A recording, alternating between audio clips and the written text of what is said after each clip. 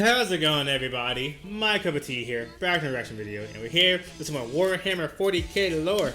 Yay, yay. Now we're here to continue part 2 of the Emperor of the Man. Yeah, there we go. I was gonna say, what else is after that? I watched part 1 like a few weeks ago. I meant to watch it, sooner, but I got sidetracked. But we're here now. I think he has more in this series. Luton has more on the Emperor of Man series, but I just want to watch this part. The one I'm really looking forward to, which is the Heresy and the Imperium part. Really the Horus Heresy. I just want to know about that the most right now.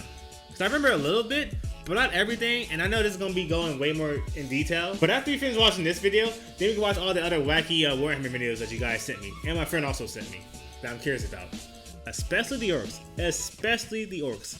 But yeah, let's just do this now, because I am very curious. Because last part ended on like a cliffhanger, because I really wanted to hear about the Horus Heresy. Let's do it. Grab some snacks, grab some drinks. Let's get this. Horus Heresy. Horus Heresy. I am ready. I am ready to see. Oh, I'm ready. They are my bulwark against the terror. They are the defenders of humanity. They are my space marines, and they shall know no fear. The Emperor of Mankind. That went by kind of fast. Horus Heresy! Horus Heresy! Let me hear Horus Heresy!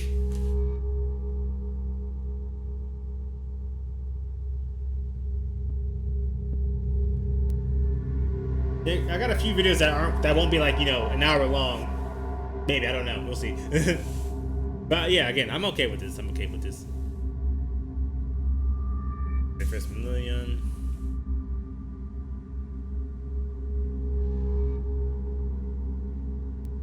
Okay, that's right. Recap of what happened, yeah. Because the Emperor decided to help humanity because we were suffering after the Dark Age of technology when the AIs wanted to go fight against us. So the Emperor went on like a whole crusade across the world, going back to the planets that we lost access to because the technology was, shaken up.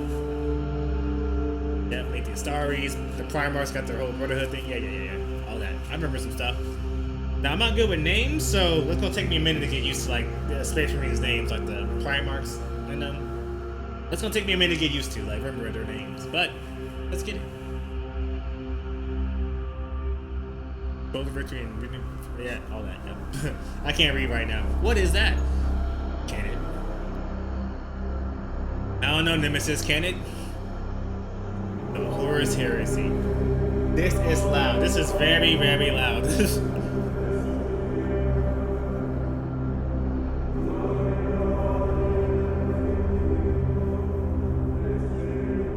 Again, I know a little bit about the Horus Heresy. Like, I know, I'm not gonna say anything in case you guys don't know. Anyone new to here. The 31st millennium of man would be one of the darkest and most destructive humanity had faced. It would bring the newly established Imperium to its knees and deal wounds so severe it would never truly recover. I might lower down a little bit more. I need to say that this section of Imperial lore is vastly complex and heavily documented.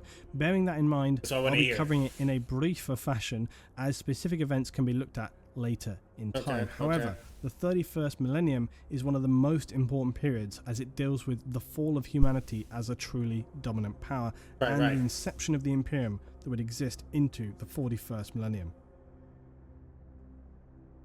That big heresy. Let's go. That's what I came to see. That's what I've been waiting to see. The Horus Heresy. This was essentially a mutiny by several Primarchs and their Space Marine legions. A betrayal against the Emperor and the Imperium. Oops, I didn't mean to pause. I'm sorry. Instigated by the War Master Horus Lupercal. Now, considering how much is written about these events, it actually takes place over a very short time scale in the general scheme of events in 40k, lasting for only about 7 years. As I already outlined, this rebellion ultimately was orchestrated by, at this time, the unknown forces of chaos. Yet there were many secondary factors, and arguably, even without the influence of chaos, it seems possible that these events could have taken place without dark suggestions. Oh, I didn't know about that. Okay, I thought it was Chaos' fault. To a lesser extent. The Emperor's return to Terra to establish new projects that, for whatever reason, he was unwilling to also share with even Horus or any of the Primarchs, left them feeling set aside and cast out Right, yeah, from his because he circle won't of say, he trust. didn't tell me anything about. This would lead to feelings Chaos of in them. resent or in some outright anger and disgust. This was less though about ego or pride than it was trust, although there is no doubt these emotions were an element in play. Primarchs, despite their demigod-like stature and ability, were fundamentally human at the core. It was more about their deep connection to the Emperor, and perhaps that they saw themselves not as equal, but at least on a similar level to him. His retreat to Earth and abandonment of them at this juncture certainly left them feeling consigned to the rest of humanity. No, he just said, these feelings were surely only fragments of doubt, not an outright stab to the heart, but nonetheless the seeds of mistrust were sown, and those chinks in the armour of the Imperium were exactly what the dark warp entities of chaos looked for. Another factor in the resentment and frustration felt by the Primarchs and some higher officers in Space Marine legions would be the Council of Terror. This was a governing body charged with the administration and infrastructure control of the Crusade and Imperium as a whole. It was controversial among the Astartes as it comprised an all-human council. Primarchs and Space Marines alike were not given permission to sit with the Terror Council. Wait, what? Their role... Wait, hold on, wait, what? Why not? The Astartes as it comprised an all-human council. Primarchs and Space Marines alike were not given permission to sit with the Terror Council. Their role was that of war, and all military matters were handled by the War Master. Why not the Primarchs? One of the most primary council members was the previously mentioned Malcador the Sigillite. Okay, remember that name. Malcador was no simple man though. He was a psyker of immense power and used these abilities to reach out into the vast realms of space. He was a close aide to the Emperor during Earth's unification wars and is said to have formed the Administratum of Terror. So he is no mere administrator, but a vastly important figure, as important in fact as any Primarch. Some of the Emperor's sons did not feel that the Imperium should be run by human bureaucrats, and so the Council of Terror would become another chip on the shoulder and a contributing factor to heresy. Yeah, I can feel that, because again, they're not the one fighting out there, leading the troops. They're over here just, they're not regular humans, but they're like, they're humans. They're not like, or maybe they are fighting. I don't know if they're like actually fighting or not, but I thought maybe the Primarchs at least, maybe a couple of them will be at least able to hear what's going on in the Council of Terror or Terror Council, whatever. That's crazy. Okay. One last and specific act, though, would turn at least one Primarch away from the Emperor and continue to raise doubts in others. The disciplining of Lorgar. Of who? Lorgar was the Primarch of the Word-Bearers, or as they often referred to themselves, the Bearers of the Word. Okay. The word referred to is the Emperor's word. However, the Word-Bearers were almost fundamentalist in their beliefs.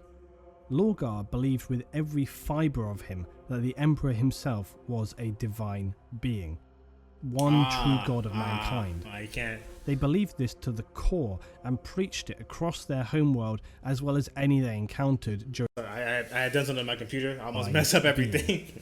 One true god of mankind. They believed this to the core and preached it across their homeworld as well as any Emperor doesn't like that. He's like hearing that. Oh no. Crusades. But the Emperor had long since outlawed any concept of belief and religion, imposing a strictly secular rule of law in the imperial truth to create a constructively rationalist society. For the longest time, though, these religious emanations were suspected and tolerated by the Imperial Council, and even to an extent by the Emperor. Eventually, however, the word-bearers came under closer scrutiny by the simple fact that by comparison to other legions they were unbearably slow with their conquest rate during the Crusade. An investigation fleet was sent by the Imperial Council to establish what was causing this slow progress. Too busy praying. On arrival at some of the conquered worlds of the word-bearers, they found their answer. What happened? To the fleet commander's horror, they had discovered that the word-bearers had been spending years indoctrinating and converting the worlds to the illegal and false faith of the Imperium. Okay, I was joking about the too busy praying thing. I didn't know that was actually like kind of like what happened. Okay, well now I understand why some people, especially the Emperor, would be pissed off. Like, hey, what are you doing? You better go conquer some worlds. Stop trying to get them to this false faith.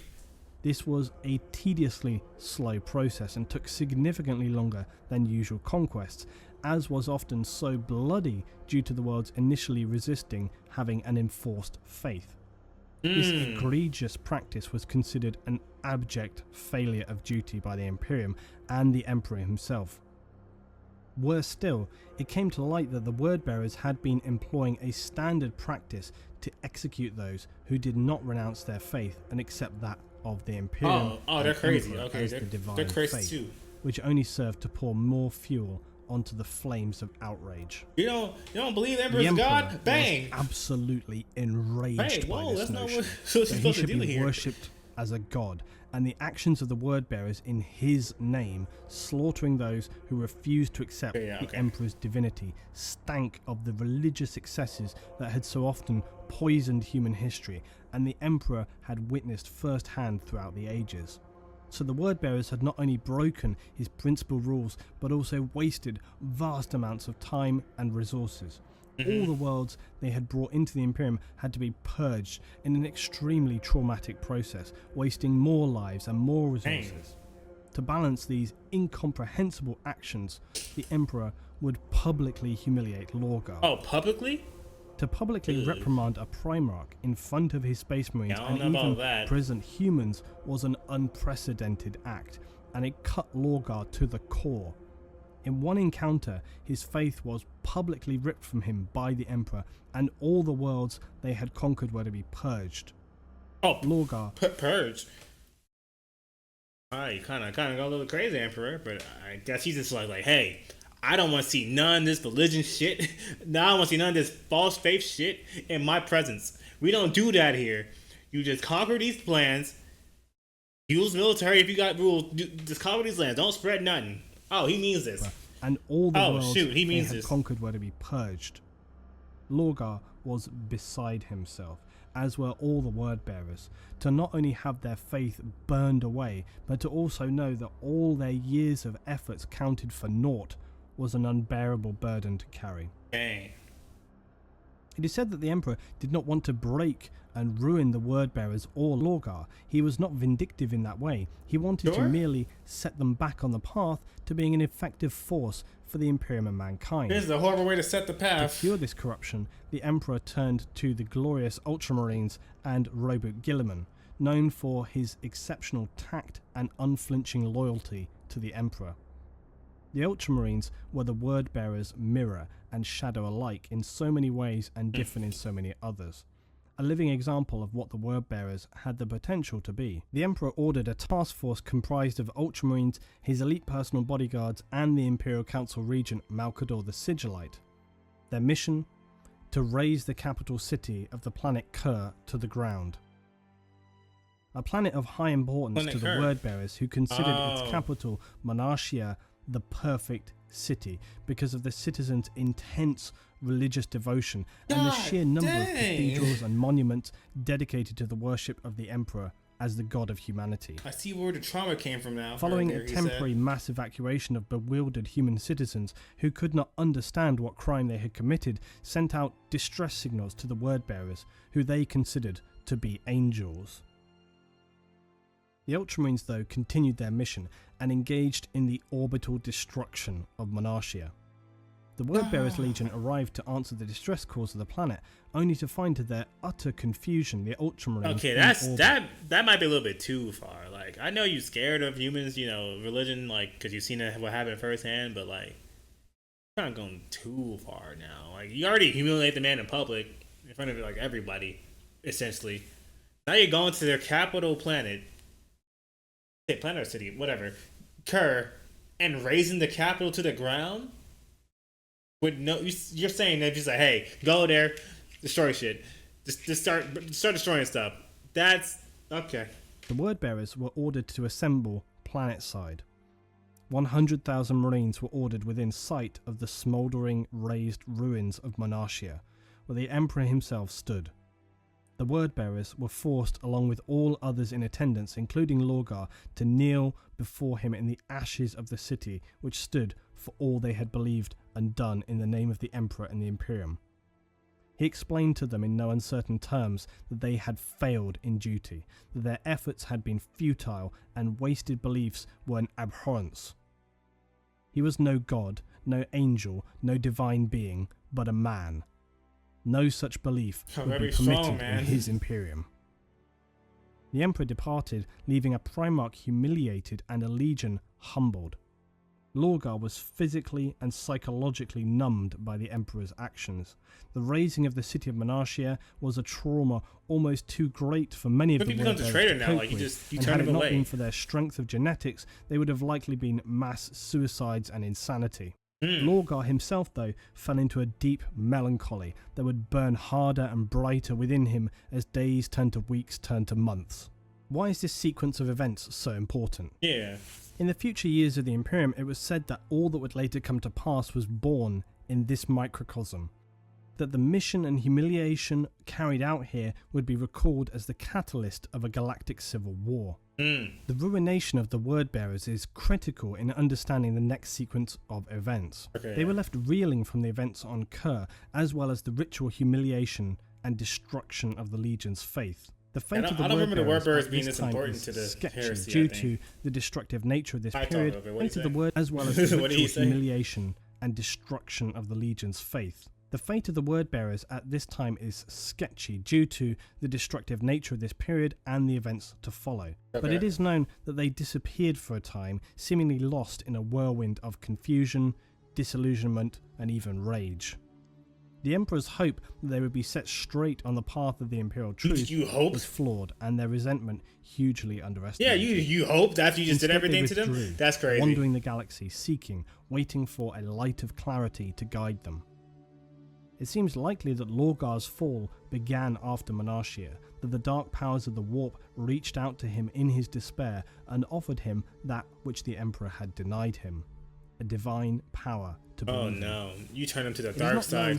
Whom these voices that counselled him were, it's possible, but entirely speculative, that as with Horus later, some of his closest officers such as Erebus, the Word-Bearer's first chaplain, would be the first to be corrupted and then begin the spread of darkness.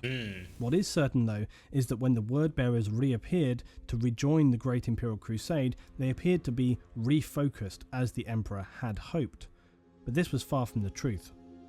The Word-Bearers now no longer served the Emperor or humanity, and were the very first Space Marine Legion to fall to the darkness of chaos. Shoot, okay, that's why this was important to know first. Okay, did not know the Word Bearers were the first people to fall to the darkness of chaos. Okay. The war between humanity and chaos would still not come until more of the Emperor's crusading forces had been seeded with dark betrayal. Horus Lupercal, favourite of the Emperor, War Master of the Crusade, would become the apex of these events. The real treachery would begin on a small planet named Davin. This world had been easily absorbed into the Imperium by Horus and his legion, the Lunar Wolves, some 60 years previously. The warrior people living there quickly realised they were outclassed and bowed to the powers of the Imperium. Horus was impressed with their realism, honour and strength. Spending time there, the Lunar Wolves brought away from Davin the concept of the Warrior Lodge, a close clique of senior brothers who would share their knowledge and opinions evenly, without rank obstruction. The concept of lodges, guilds or clans within a legion or imperial force was strictly outlawed by the Emperor as something which could brew dangerous opinions and dissent, as evidently turned out to be the case. Horus decided that he knew better. Oh, okay. Now, Erebus, the aforementioned first chaplain of the Word Bearers, was at this point fully corrupted by chaos. He reported to the Lunar Wolves that Commander Temba, the governor of Davin, and his forces had turned renegade and dug themselves into a fortress on Davin's moon. Horus led an assault force to clear the moon and extract Temba personally. On the surface, his forces were confronted by the foul, reanimated remains of Temba's outpost, who had evidently succumbed to the chaos plague of Nurgle's rot, skewing them into horrific parodies of the human form. Horus slew the grossly altered Temba personally, but not before Temba managed to strike a blow to Horus using the advanced blade, the Anatheme. The Anatheme, you'll recall, was the highly advanced blade stolen decades previous by Erebus from the people known as the Interrex. Wait, Erebus? Hold on, let me go back. Erebus was the... let me just double check. I got this right. The names. Now, Erebus, the aforementioned first... Okay, Erebus, the first person that got turned into, basically turned to darkness, a traitor, took the sword from Intersex, I think he said, 60 years ago. To the Chaos in September, the Anatheme blow to Horus using the advanced blade, the Anatheme. The Anatheme, you'll recall, was the highly advanced blade stolen decades previous by Erebus from the people known as the Interrex. Interrex, not Intersex. The weapons appeared to be semi-sentient, as the Interrex claimed the weapons could be instructed to recognize a particular person, which gave them the ability to mortally wound that person. Ah, the that's a crazy ability. Did not know how to produce these weapons, but had confiscated them from a Xenos race known as the Kinebrak. Okay. It seems clear that Erebus orchestrated the whole sequence of events on Davin's moon, and potentially worse, had already been corrupted by Chaos even prior to his theft of the Anatheme from the Interrex years before. The distorted chaos-riddled Tember had been instructed to speak Horus Lupercal's name to the blade. This meant that upon striking the greatest Primarch of the Imperium, it would wound him in such a way as to be beyond even his demi-godlike powers of healing. The fate of the Anatheme would still have importance in the years to come. Horus was taken back to his ship, the Vengeful Spirit, where apothecaries frustratingly determined his wound could not be healed naturally or otherwise. Horus's Mournival, his lodge of closest officers, took him in their despair to the Serpent Lodge on Davin, where Erebus assured them he knew how to heal the Warmaster in a special spiritual ceremony. This was, of course, all part of Erebus's plan. During this ritual, Horus's spirit would be transferred into the warp along with Erebus, disguised as one of the Warmaster's closest friends, Hastur Sagenus, captain of the 4th Company. Too many names right now, too many names happening. This out-of-body experience showed Horus a terrifying vision of the future, which unbeknownst to him were caused by his very actions. Bringing the Imperium into an age of repressive, violent and superstitious regime where the Emperor and some of the most loyal Primarchs were worshipped as divine beings by the fanatical and ignorant masses of humanity. The Chaos Gods portrayed themselves as the victims of the Emperor's psychic might, who had been suppressed throughout the ages and had no interest themselves in controlling the material world. Horus, already having grown jealous and deeply resentful of the perceived poor treatment at the hands of the Emperor, and was one of many of the Astartes legions afraid of the concept of a peace wherein all for which they had fought would be turned over to weak-willed mortal men, whilst his legions were cast aside and left as peacekeepers without a purpose. Okay, I can see the fear in that, because again, your entire basically the entire purpose, the Primarchs was like, to fight. And like, if peace is a thing for them, like, what happens with them? Like, what do? All they know is how to fight, essentially. But fate of the world. Emperor's wishes. For you see, the Astartes were always a tool to save humanity and bring power back to mankind, not just to subjugate it. Horus, in his weakened and embittered state, was very suggestible and would accept this twisted and misunderstood prophecy. But there was one thing Erebus had not counted on.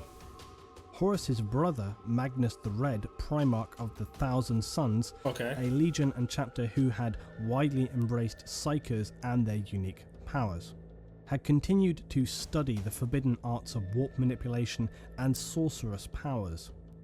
The Cyclopean giant of Magnus appeared within Horus's vision, revealing Erebus's true identity and begging Horus not to fall in to the temptations of chaos. There we go. Good stuff, big brother or little brother. It was all in vain, though. Never mind, Horus brother. had by now already decided that if anyone deserved to be worshipped as a god, then it was he. Okay, he's gone. The godlike warp demons of chaos healed Horus's wounds, and between them made a deal. The godlike that if anyone deserved to be worshipped as a god, then it was he.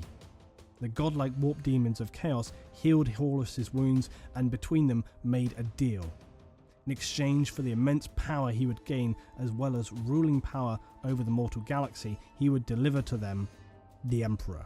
That's crazy. Who the dark chaos gods feared most, as they knew he alone stood with enough power to potentially destroy them. Although Horus had always been an immensely skillful military leader, his true genius was in the manipulation of others. This was often remarked upon by his brother Primarchs, Rogel Dawn of the Imperial Fists once noting to Garviel Loken, who you remember was the Lunar Wolves captain and a member of the Mournival, Kind of. that Horus had Loken put forward a campaign of war so his character would be more well known as a peacemaker than a warmonger. Okay. Dawn said, "You understand what Horus had you do this morning.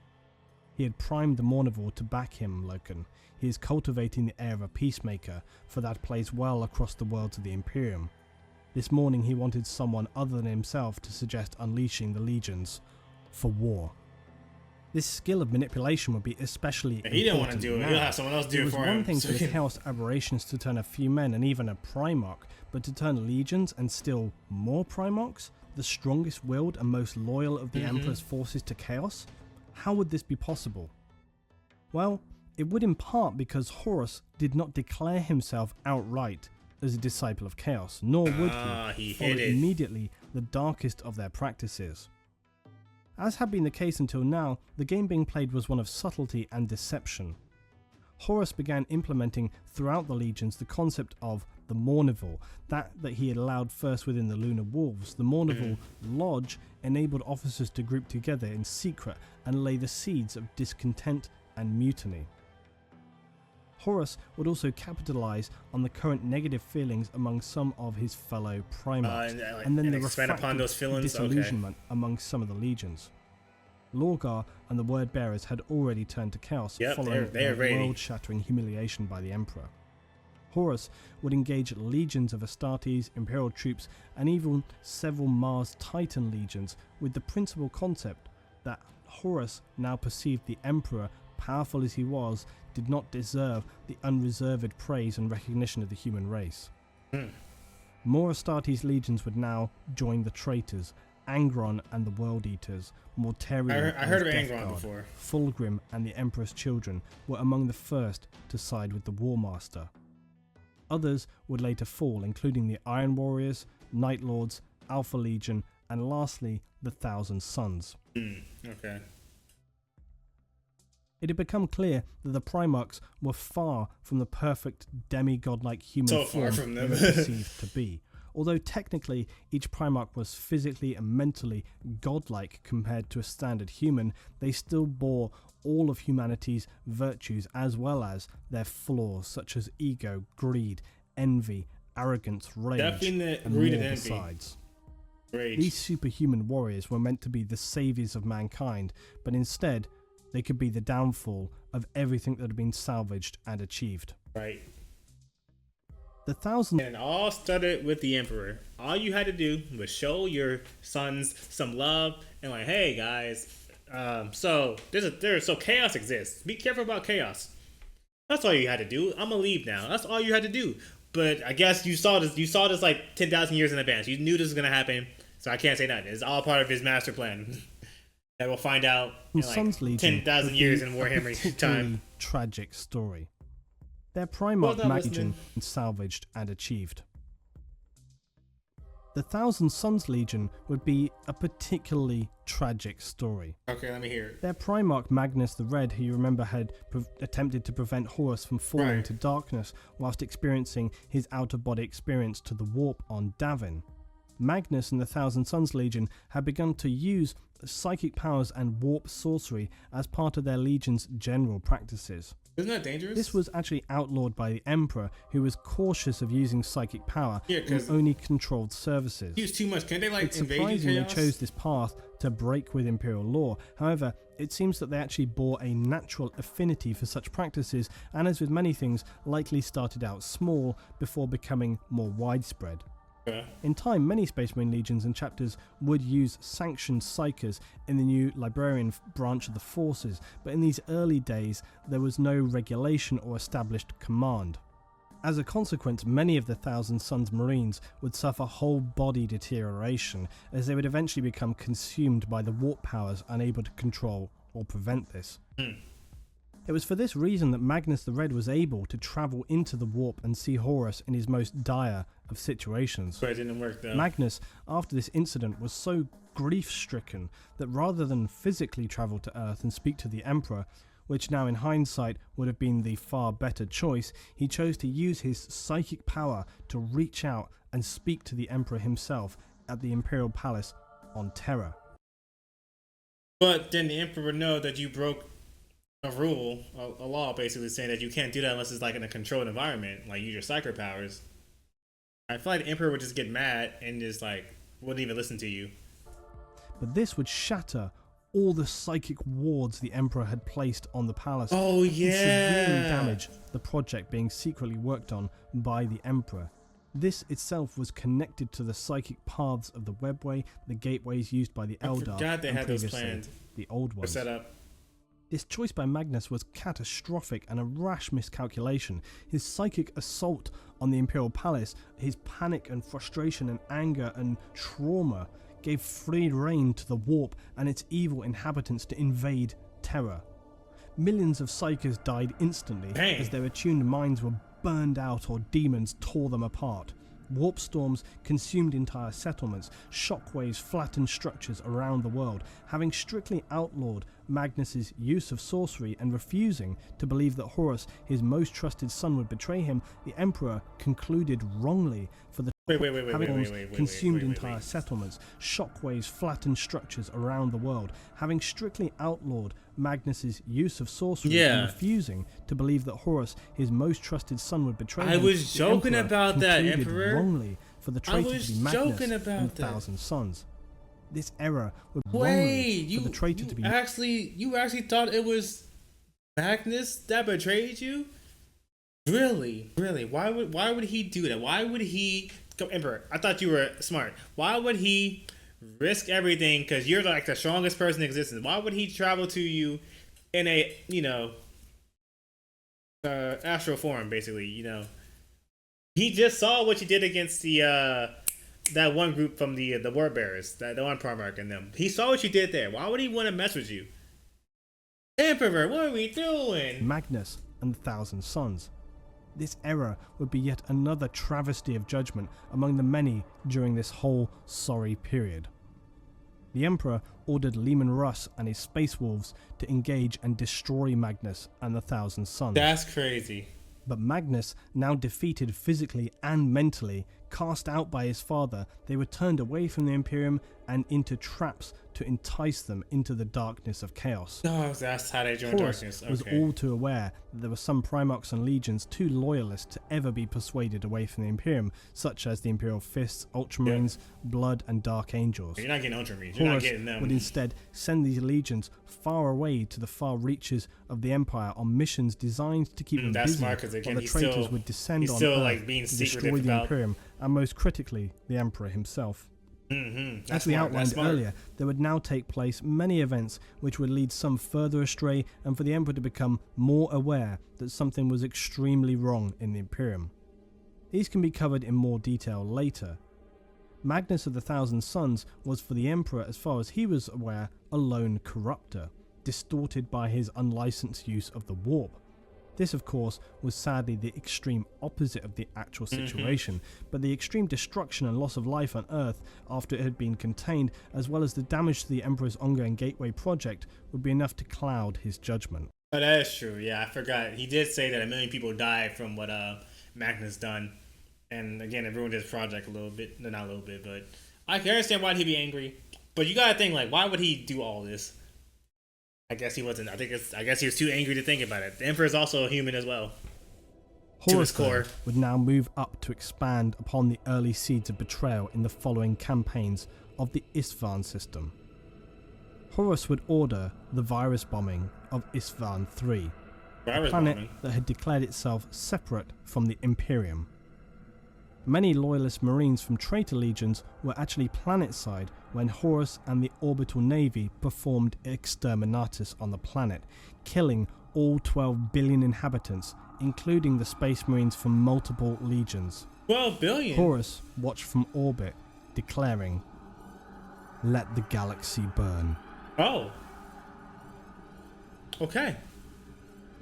The virus bombs laid waste to the planet, devouring any organic material they encountered. Wait, sorry, real quick. Wasn't there, because I saw like a little bit of Space Marine 2 gameplay.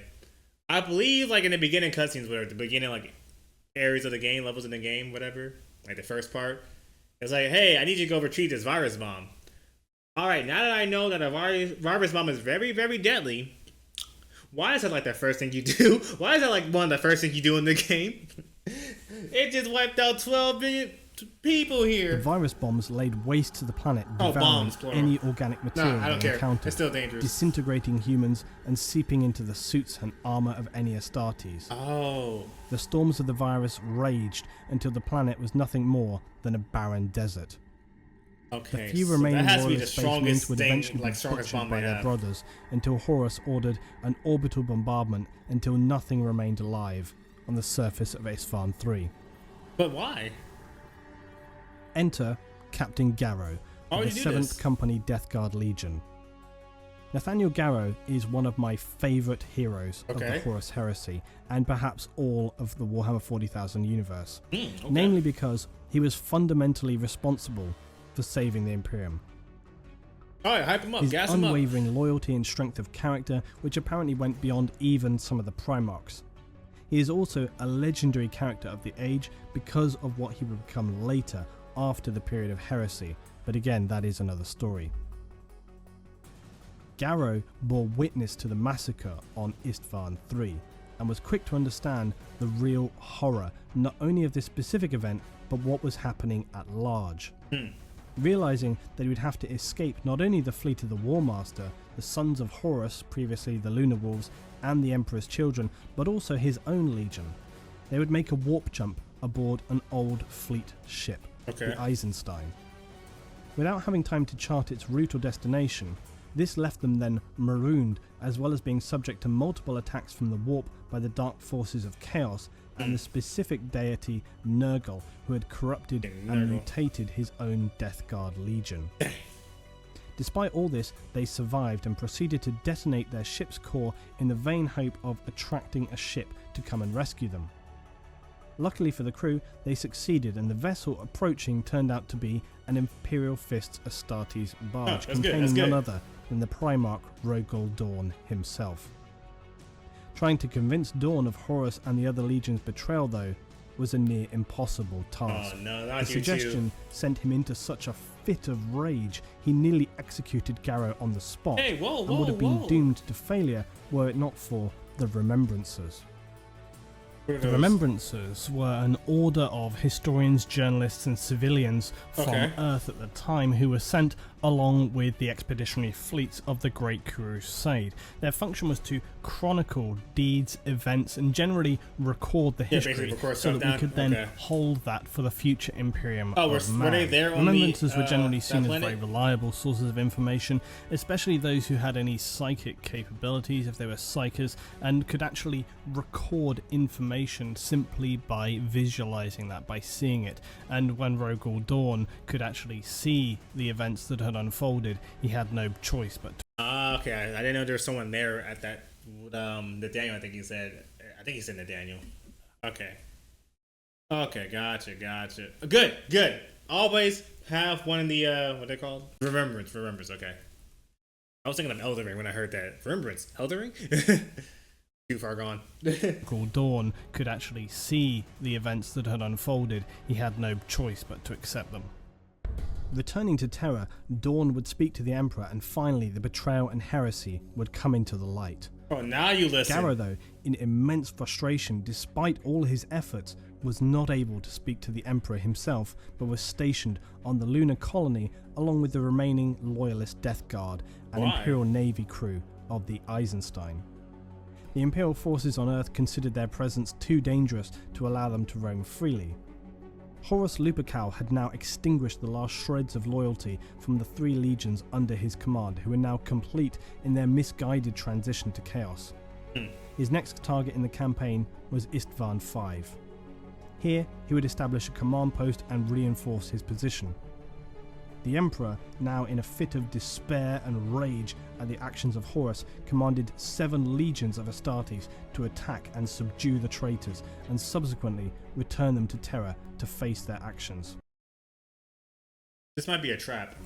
However, unbeknownst to the Emperor, at least half of these legions had already been deceived and strayed from loyalty to the Imperium. Shoot, they also They were had not hiding. yet made their stance clear, but represented a dangerous deception to the Imperium. The first wave of attacks to Isstvan V were carried out by the Loyalist legions, the Salamanders, the Raven Guard, and the Iron Hands. Okay. Horus had already been passed information of their landing sites, and this would cost them horrific losses at this initial contact. Salamanders, get out of there! Worse would come though. The 4 remaining legions to attack were no longer loyal to the Imperium. The Night Lords, Word Bearers, Iron Warriors, and Alpha Legion descended to attack in a brutal combined assault, slaughtering the remnants of the 3 Imperial legions. That must be crazy because you're thinking, oh, we got reinforcements. Thank God, because I don't know how they knew. Like Salamanders, Raven Guard, I forgot the other one. They're probably like, oh, thank God, reinforcements. Like when we landed here, they started shooting at us. I don't know how they figured it out. And then you just see the Word Bearers like, yeah, we got you. No, we don't. And like, you're shooting at us? What's going on? That must be crazy to see. The experience. This event would be known from here on as the Isstvan V Drop Site Massacre. Okay. Things looked dark for the Imperium. The strongest legions were still tasked to the fringes of the galaxy, and there seemed little to stand between Horus and his now 7-strong fleet of Astartes legions. Not to mention the further forces of corrupted Imperial Navy, the victorious Dark Mechanicum, who were fighting the schism of Mars, the civil Astartes legions. Not to mention the further forces of corrupted Imperial Navy, the victorious Dark Mechanicum, who were fighting the schism of Mars, a civil war between factions on Mars loyal to the Imperium and Horus, and now successfully they had won their campaign there. The traitor legions on Horus would assault and destroy many loyal Imperial bastions as they travelled towards Terra, taking years to do so in the process. Dang. By now, the Warmaster had amassed a massive army comprising multiple groups including Titans, Astartes and advanced war gear, corrupted Imperial forces and even cultists from worlds who could spread discord and disrupt Imperial worlds they're going too terrorism crazy. or cult They're going activity. way too crazy. The Word Bearers especially revelled in this, often finding that their worlds, previously they converted to the divinity of the Emperor, were more than willing, within a fairly short space of time, to worship them again as gods or angels, and were a great asset to factor into their battle tactics and use where appropriate these expendable, gullible souls to support their forces. That's sad. But they're Fortunately for the Imperium, one thing earlier. was slowing down Horus and his legions: logistics. Despite acquiring a massive force, Horus found he was unable to move it efficiently around given the limitations of the warp vessels in his fleet, and this did buy the Loyalist side some time. Okay, good. There is one other unmentioned force Horus found available to him, that of the warp demons themselves. However, interestingly at this time, despite many Space Marine legions pledging themselves to Horus and to Chaos, they still viewed these creatures as dangerous warp phenomena and opposite to their principles. This shows that at the time it's believable that many of the Space Marines aligned to Horus were perhaps not entirely aware of what it was they were signing up for, and had perceived this more as a political rebellion to impose a new order to the Imperium, rather than the truth of the matter, which was that they were in fact surrendering it to a true fall into a hellish reality and a foul darkness that later awaited them all. Okay, that makes a lot more sense. I guess the Primars didn't because I think only Horus knew. I guess he didn't tell everybody else hey, yeah, Chaos exists or something like that. Unless, for the people that actually got tinted by Chaos, I don't know, but okay, that makes more sense why more people joined Horus, not to for power, but for to get back to the Emperor, because political views. Okay, that makes more sense why. Okay, I'm I don't think they all would join Chaos now. I don't think he was that much of a good sweet talker. Hey, come on guys, join Chaos side, join the demon side. The people that we fought years on, we just fighting them. Join their side now. I don't think he said that.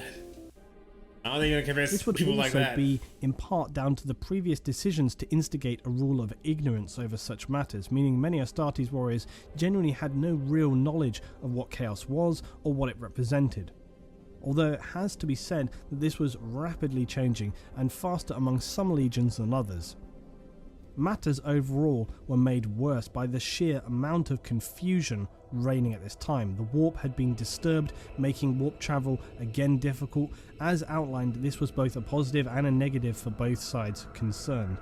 It also made communication difficult, meaning some worlds could not be warned and meant that many did not know the truth of the matter or who indeed they could trust. Your father knows about saving. You really like in like a dang, what do we do? What? This might have been even a worse situation than the dark age of technology. No, it definitely was. Because at least in the dark age of technology, you were just like, you were stranded. You weren't like fighting other forces. You were mainly like fighting within yourselves and like trying to get food, scraps. Because you can't get any support because the technology's down. But here it's like, yeah, technology's, or not tech, but yeah, here things are bad. You're getting invaded by the people you thought was going to help you. Yeah, they turn to the dark side. They're working with demons, chaos demons. What do we do? What's going on here? Where's the Emperor? Warned and meant that many did not know the truth of the matter or who indeed they could trust. Rogel Dawn, Primarch of the Imperial Fists, had been stationed on Terra for some years now after his return with Nathaniel Garrow, and barely rested in his activities to prepare an insurmountable defense of Terra. However, his task was made all the more difficult by the warp storms which prevented ease of reinforcement as well as communication. In addition, Mars now failed to repel the Dark Mechanicum and had fallen to the War Master's forces, and as such had to be continually blockaded and prevented from launching its own attacks to Earth. As far as the Emperor, Malkador and Imperial Fists were concerned, the spearhead on Isstvan V had been a catastrophic failure. Other legions, such as the Ultramarines, were now completely isolated and out of contact, and so they could do nothing but watch the galaxy burn around them, as Horus himself had stated he would, as he oversaw the virus bombing of Isstvan III. They let it burn or something like that. Despite this period often being documented as clear-cut, death guard against blood angels and so on, it was far more chaotic than this. Although battles and confrontations would occur, it was not as simple as the War Master declaring, "X Legion is now under my command." A legion comprised thousands of Space Marines, and they would rarely be all stationed in one location at once. Consequently, this fragmentation meant many could return from stationing elsewhere to find to their horror the truth of the matter. As outlined previously, although Space Marines can often appear to be mechanical machines of war, they are just as complex as any human in their thoughts, decisions and moralities, hence why Horus saw it necessary to slaughter so many loyalists from the legions he would call his own on Isstvan III. This meant that many smaller groups of Marines, when returning to communication with their legion, would either meet a bloody fate at the hands of their brothers should they refuse to convert to the War Master's cause, or instead they would flee to form fragmented groups of rare Marines known as Black Shields. Now, just to diverge very quickly, Black Shields are a rare form of Astartes who have fully severed themselves from their parent legion or chapter, but who still remain loyal to the Imperium. In this early time, however, only some of the Marines would obscure their shoulder plates. Others would wear their legion colours and heraldry, proudly believing themselves to be the purest warriors, uncorrupted by the darkness and the last remnants of their previous but now ruined glory. Later in time, though, all these rogues. So it's from the Primarchs that like turn evil, but you're like, hey, I don't want to be like you guys. I'm still proud to be a Marine, but not for what you guys represent now, for what it used to represent, I'm assuming. Shoulder plates. Others would wear their legion colours and heraldry, proudly believing themselves to be the purest warriors, uncorrupted by the darkness and the last remnants of their previous but now ruined glory. Later in time, though, all these rogue Astartes would black out their armour to remain anonymous, as their legion loyalty became a deep shame and irrelevant to their personal missions. Black Shield Space Marines would later become the fabled Death Watch Marines, who dedicate themselves to endlessly battling Xenos using unorthodox methods and allying with fellow Black Shields whose prior legion heritage is irrelevant and often best unspoken of. It is uncommon for the Black Shield to reveal more than bare details other than his name, basic training experiences, and so on. So Black Shield's like, hey, we all know what we're here for. Let's just work together and kill things. Let's not fall into any like controversy. Let's not do anything crazy. Let's not be tempted by nothing. We just here. We gonna complete our mission and go home, wake up, kill more, go to sleep, rinse and repeat. They fight in the name of the Imperium, but remain in a state of self-imposed exile. The Death Watch Black Shield Marines would also fight in a manner divergent to normal Marines. They will willingly sacrifice themselves where necessary or take on objectives that others would consider a death sentence. In many ways, their lives seem to be a form of penance, carrying the shame and weight of sin thrown down by their legions upon their shoulders, but all the while remaining staunchly loyal to the Emperor. Horus continued his unending campaign of betrayal now, in a bizarre parody of the Imperial Crusade. Each world over which the War Master's shadow fell, a simple choice was given: total submission and surrender, or total destruction and a lifetime of slavery, and ultimately a miserable death. This campaign was also certainly one of fear-mongering and compliance for sibling worlds in a given system. For any world marked for destruction and genocide was never fully extinguished in this manner. It would conveniently allow those survivors who had not simply lost their minds from witnessing the horrors unleashed by the Dark Astartes could convey their experience to other neighbouring worlds, and thereby assuring their near immediate surrender to the War Master's fleet. In this sense, these near total annihilation attacks on planets by the War Master were not true exterminatus as was seen on Isfahan III, rather they were clever and brutal propaganda tool to yet again demonstrate Horus's we mean business. We mean business. Surrender now. He had perfected through the years of the Imperial Crusades. By now, some 9 of the 20 Space Marine legions were under the command of Horus. An interesting but specifically relevant aside to this is to mention the 2nd and 11th Space Marine legions. Disappeared. They would have all records of their existence destroyed, and no history or explanation given as to their origin, actions, or fate. Is this still true to like today, like in today's Warhammer history? Because I remember a few videos they were mentioned like a little bit about the Horus Heresy Event, and they mentioned like the 2 legions. There's no information; they're gone. Like there's nothing in the history books. We don't know nothing about them. Like they exist, but we don't know like what happened to them. So they must have done like something truly outrageous to be removed from the history. And I want to know what it was. And no history or explanation given as to their origin, actions, or fate. The complete and utter erasure of all records of the 2nd and 11th Legions is considered by Imperial historians as the most successful edict of obliteration ever carried out. Dang. So they did have happen converted to the dark side. Fragments of information do exist through quoted literature or documents, and it seems that these 2 legions' records were eradicated prior to the Horus Heresy. We have no way of knowing for sure what happened to the erased 2 legions, but it seems likely they were precursors to the events of the heresy. The Primarch of the Space Wolves, Leman Russ, is recorded as stating that Space Marines had been previously tasked with fighting one another when speaking to Caspar Horsor, who questioned him. The unprecedented? Like Astartes fighting Astartes? Like the rout being called to sanction another legion? That? No. That is not unprecedented. This gives credence to the possibility that the Space Wolves are the Emperor's preferred execution legion, as they would be later tasked with the destruction of the Thousand Sons and Magnus the Red. Another quote stated that the wolves will be loosed again. This small fragment suggests it is not the first time they'd faced such a mission. Malcador the Sigillite and Rogel Dawn of the Imperial Fists would also shed some fragmented light on this history. Malcador would say, Horus has 3 of his brother legions with him. You have your fists and 13 others. Would that it were 15, mused Dawn. Do not even think it, my friend, warned Malcador. They are lost to us forever. What do they do? What do the 2 legions do? A conversation between Primarch Rogue. Like, because we know about the Horus Heresy events. They didn't get wiped away. But we don't know nothing about these 2 legions. I'm so curious. And Malcador the Sigillite. And this leads us to speculate that a great darkness caused them to be lost prior to heresy. It has but the most telling of all would be part of Horus's vision during his out-of-body experience on Davin, where he would have, among other delusions, a reminiscence back in time to the DNA laboratories of the Emperor. We know that the warp creatures had originally scattered the Primarchs, so it seems entirely likely that this vision was at least in part accurate. Horus would describe that.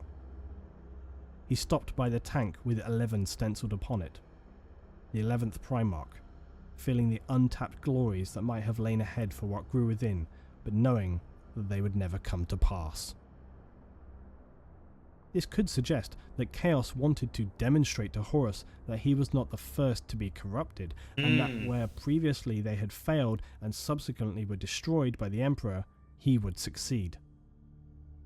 These glimpses are interesting, but do beg the question, if such a fate had befallen the 2nd and 11th Legions, why was the Emperor not more cautious to allow such darkness to encroach and infect his Astartes again? Why On the other hand, perhaps it Why was did he not? precisely these earlier corruptions which led the Emperor to his course of outlawing knowledge of chaos, the old adage of what you don't know can't hurt you. Well, that's not true, because look at what's happening now. Additionally, perhaps the fact that if indeed these two now erased legions were corrupted and then crushed by the Space Wolves, could this have lulled the Emperor into a false sense of security, believing any further corruptions to be also surmountable? We could speculate that the Chaos Gods perhaps even allowed these legions to be destroyed prior to the Horus Heresy so as to deliberately misdirect the Emperor into believing them to be weaker or less capable of force than they actually were. There is no definitive answer, this is all supposition, but the possibilities and ramifications are particularly intriguing. Whatever the reasons for these prior events and the consequences they would carry, one thing was now certain. Horus's fleet seemed unstoppable as it approached Terra. Rogel Dawn and Malkador the Sigillite were receiving the fragmented survivors from the Isfahan 5 massacre at this time and begun to realise the grim reality of what they were facing. They hurriedly attempted to contact the Space Wolves and White Scars, who as they were about to return to Terra were now engaged by the traitors of the Alpha Legion. This made retreat difficult, but the White Scars were able to break free to return to Terra, with the Wolves vowing to follow them on once they had eradicated the Alpha Legion's force. The Ultramarines similarly had been engaged on the planet of Calth against the Wordbearers. Robert Gilliman and the Ultramarines received reinforcements. Oh, that's actually pretty cool. Well, not cool, but because the Ultramarines and the Wordbearers, they're like mirrors of each other, I think he mentioned earlier. So that's kind of cool how they're like fighting against each other. Well, again, not cool because, badness. But it's like, it is cool how they're fighting against each other. It is cool. Eradicated the Alpha Legion's force. The Ultramarines similarly had been engaged on the planet of Calth against the Wordbearers. Robert Gilliman and the Ultramarines received reinforcements from their vast legion to form one of the greatest forces in the Imperium now left standing, and they would repel the shattered Wordbearers and set course for Terra after receiving their communication from Malkador. However, Gilliman realised all too well they would likely arrive too late to make a significant difference, as had been Horus's original intention on posting them as far from Earth as was possible without it raising suspicion. Smart plan again. There's a smart plan. Now the race was really on, as nearly all the Space Marine legions, loyalist and traitor alike, headed for Holy Terror to determine the final battle for supremacy of the galaxy. Despite all their best efforts, only the White Scars, Blood Angels and Imperial Fists were able to reach Terra before the traitor legions arrived. The Loyalists were also supported with 3 Mechanicus Titan legions and millions of Imperial Guard soldiers. Their objective was less to defeat the traitors, that task was not in anybody's mind. Their sole task was simple and twofold. They must protect the Emperor at all costs, and they must survive long enough for reinforcements from the remaining Loyalist legions who were still en route to Terra. The Battle of Terror, let's get it! Some people just know that if they No! Get away from me! You're interrupting the Battle of Terror! Move! I'm trying to see some mayhem. I'm trying to see some not casualties. I'm trying to see some chaos. Not chaos. I'm trying to see action. I'm just trying to see some fights. I'm just trying to hear what happened. And we're back. We have almost an hour left. Okay. The Battle of Terra began as expected, with mass orbital bombardments from both the surface to orbit and vice versa. Luna, the Imperial Naval Station, also launched massive attacks with its huge orbital defense system, which sustained the traitors with heavy losses, but sadly not heavy enough to make any significant impact. Horus would destroy first the lunar defences and then the ground defence systems on Earth. It was now open to attack. Bang. Just like that. The first drop pods landed on Terra, carrying the corrupted hellish Chaos Marines who battled the Loyalists for every step of ground they took. In securing the docking port's planetside, the traitors were able to reinforce with thousands more marines along with the corrupted Dark Mechanicum Titans. Cultists also practiced their invocations, which brought demons large and small out from the warp they into summoned reality, demons? Oh, unleashing God. their horrors on the loyalists, both Astartes and Imperial Guard foot soldiers, alike. no! Imperial Guards, no! The forces of chaos assaulted the Imperial Palace relentlessly, some being led on by the Primarch, now turned demon Prince Angron of the World Eaters. Angron, Each time they attacked, the Blood Angels led by their Primarch Sanguinius would repel them. The White Scars Legion attempted to draw the dark forces away from the palace, but each time would be forced into submission, retreating back into the relative shelter of the palaces. Horus, frustrated at this point, and all too aware he was running out of time, ordered one of the Titan legions to demolish entire sections of the Imperial Wall. Despite grievous losses, the Titans, led by the infamous Imperator-class battle titan Disarray, smashed breaches in the Imperial Palace's defences, which the traitors then flooded through. Jakati Khan, Primarch of the White Scars, decided at this time on a change in tactic. Instead of trying to repel the seemingly endless forces of Chaos Marines, he swept a lightning raid to the Lion's Gate spaceport, catching the traitors at the port completely off guard. They were able to secure it quickly and reactivate the orbital defenses, which began immediately destroying all descending traitor drop pods and landing transports. In a single action, they had cut the reinforcements of the traitors in half and dealt a substantial blow. They also tried to secure the second main port known as the Eternity Wall, but were unsuccessful as the Chaos Forces had now reinforced their positions. The battle at the main palace was not going well now either, and the Loyalists had been pushed back to the Eternity Gate. Where's the Emperor in all this? Isn't he like super strong? Like where is he in all of this?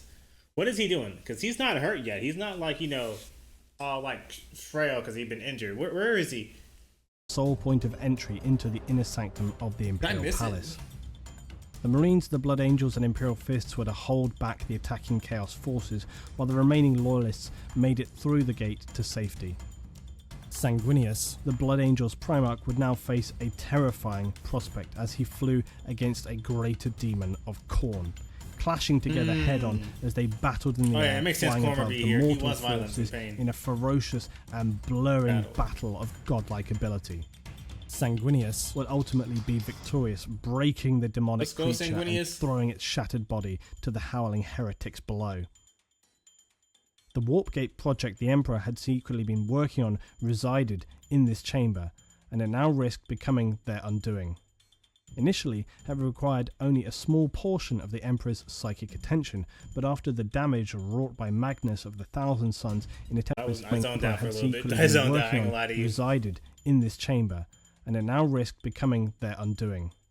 Initially, it required only a small portion of the Emperor's psychic attention, but after the damage wrought by Magnus of the Thousand Suns in attempting to reach the Emperor, it subsequently was damaged so badly that it required a significantly higher proportion of the Emperor's powers to keep it closed.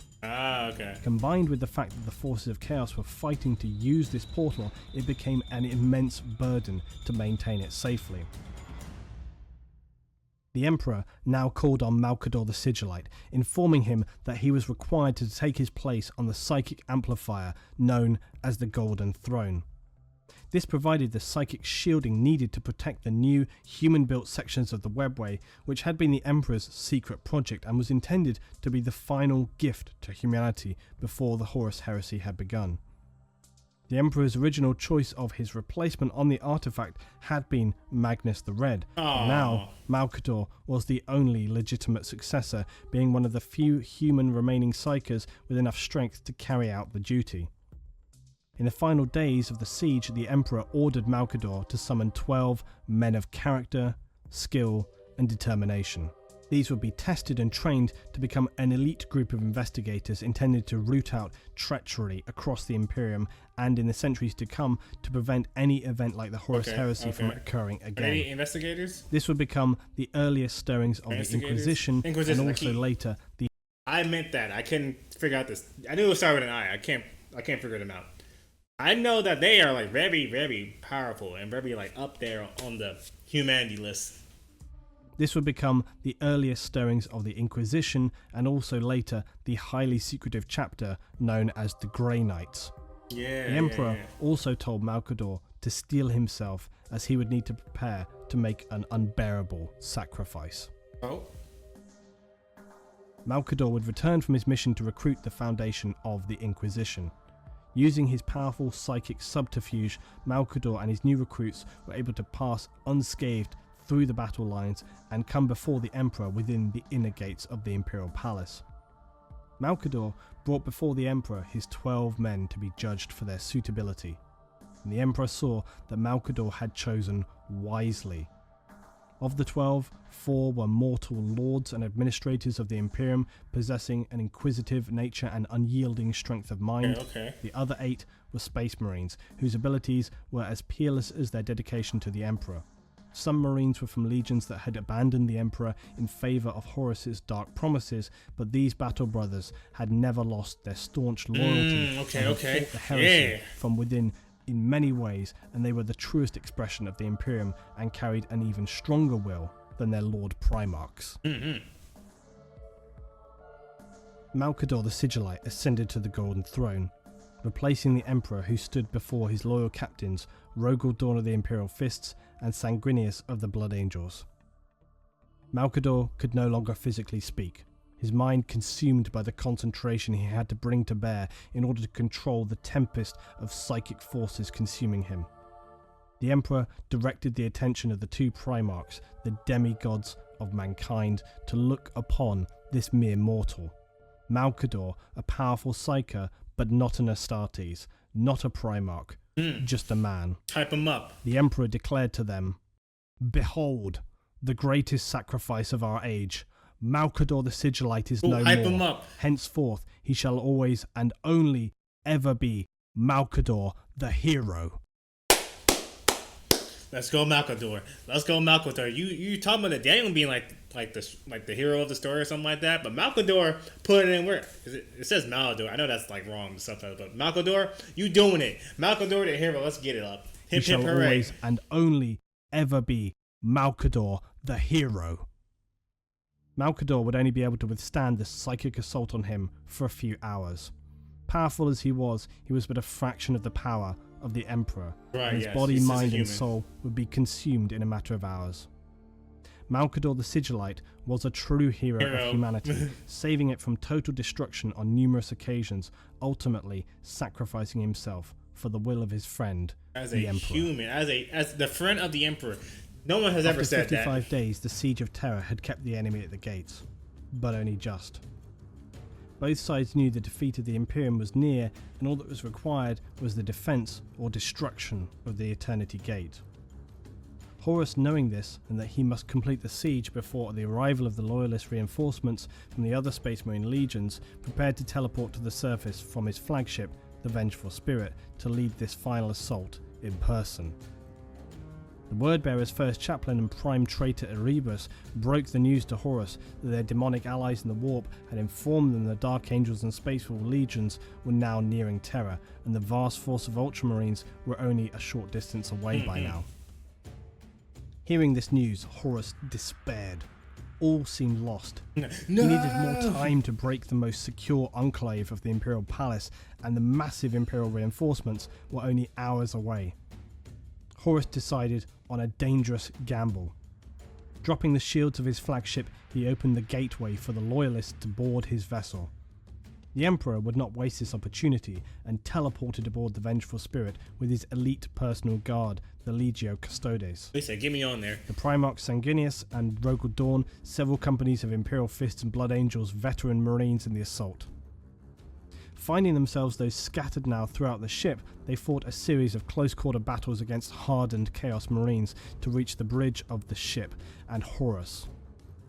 Sanguinius, the Blood Angel's Primarch, reached his brother Horus first, and the Warmaster attempted to turn his previously oldest and closest friend among the other Primarchs to Chaos one last time. When Sanguinius refused to be corrupted, Horus attacked. Wounded from his many battles on Terra and the battle with the Greater Demon, Sanguinius proved to be easily no match for Horus, who was now at the peak of his demonic power bearing multiple marks of chaos, Horus strangled to death the angel with cruel ease. Oh, he killed him? Oh no, Sanguinius, no! That version of this event recorded in the Imperial Records An alternate version of this event recorded in the Imperial Records has Sanguinius cutting a small hole in Horus's Terminator armor before he died. This chink in the armor would aid in the Emperor's battle against Horus.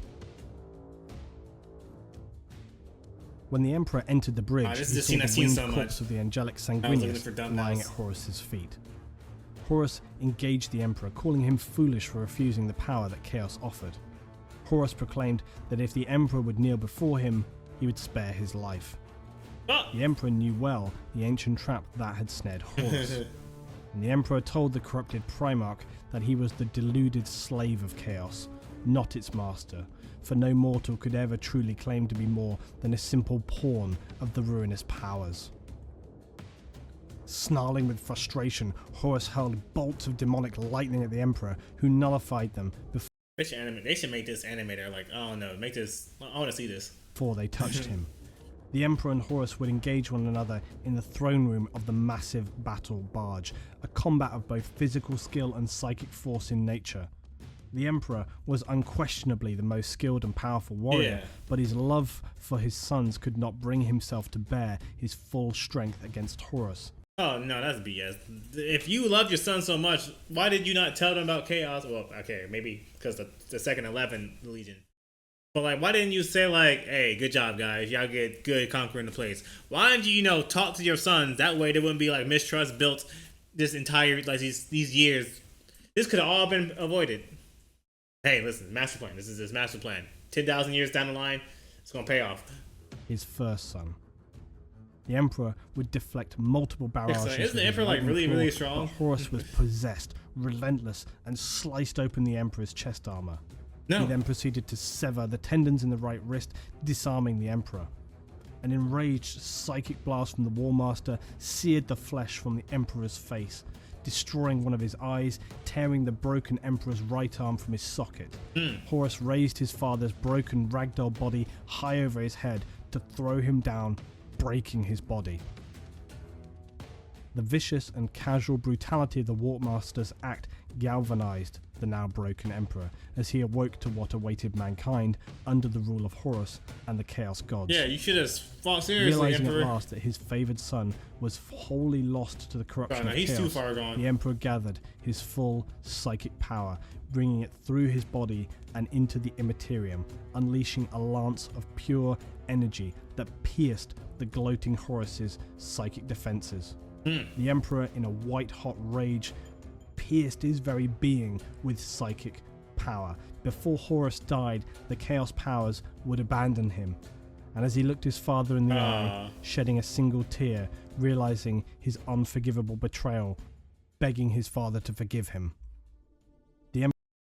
There's no forgiving. We can't forgive that. I know you were tempted because you were injured. I know you were tempted, but there's no forgiving. The Emperor saw regret in his fallen son's eyes, but the Emperor also knew that the Dark Gods could attempt to possess Horus again, and that this time he would not be there to stop them if they did. Forcing all compassion from his mind for the sake of humanity, the Emperor tore his soul apart, not banishing or casting it to some dark realm, but erasing it from reality, destroying Horus utterly. Oh, you erased his soul? Oh, dang! His essence burned from existence in both the physical world and the Immaterium, so that Chaos could not resurrect Horus, their claim on his soul a bitter blow to the Dark Gods, who would scream a terrible psychic scream in their rage and frustration. The destruction of Horus's soul sent a psychic shockwave surging across the solar system, casting the demons of chaos back into the warp and spreading a mass panic among the traitor legions and other traitor backbiting shock and frustration. The destruction of Horus's soul sent a psychic shockwave surging across the solar system, casting the demons of chaos back into the warp and spreading a mass panic among the traitor legions and other traitor forces on the surface of Terra, who felt in fractions of seconds the weakening power and loss of the chaos mark upon them. It became clear to the traitors their leader had been defeated. In this moment, a terrible berserker fury, later to become known as the Black Rage, encompassed the Blood Angels. From the moment of their Primarch Sanguinius' death, they went out surging forth to scatter the attackers, slashing in all directions, They said, howling for our vengeance primer, how upon dare them. you? The already retreating traitor legions ran for their lives, screaming in terror from the frenzied Blood Angels. Oh, The retreat soon turned to an apocalyptic bloodbath. Thousands upon thousands of Chaos Space Marines, as well as the Chaos Titans, fell attempting to flee. Any who fell behind were obliterated by the Blood Angels. Many of them would be later found still wandering around in an insane rage, smashing the broken Chaos Space Marines to pieces with apparently little conscience, thought, or control. The ground before the Imperial Palaces was now awash with blood of traitors and heretics. Meanwhile, the Imperial Fist's Primarch Rogel Dawn finally found his way to the corrupted Starship's bridge, only to discover his brother Sanguinius and the shattered and broken body of the Emperor, who was now, despite his near immortal powers, on the very real verge of death. His remaining psychic energy spent in the defense of the Golden Throne and subsequent battle with Horus. The Emperor whispered instructions to Dawn, ordering him to transport him to the device known as the Golden Throne in the inner sanctum of the Imperial Palace. If there was any chance to save the Emperor's life, Dawn would of course do so, without question. Returning to the Golden Throne Room deep in the Imperial Palace, Dawn and the frail body of the Emperor arrived just as Malcador was beginning to fail. His body had been consumed by the immeasurably powerful psychic storms that were now visibly lashing his body. As the tech priests hastily adapted the throne to be able to support the Emperor, Malcador was disconnected. Within minutes of this though, his husk of a body would turn to dust, blowing across the stone floor.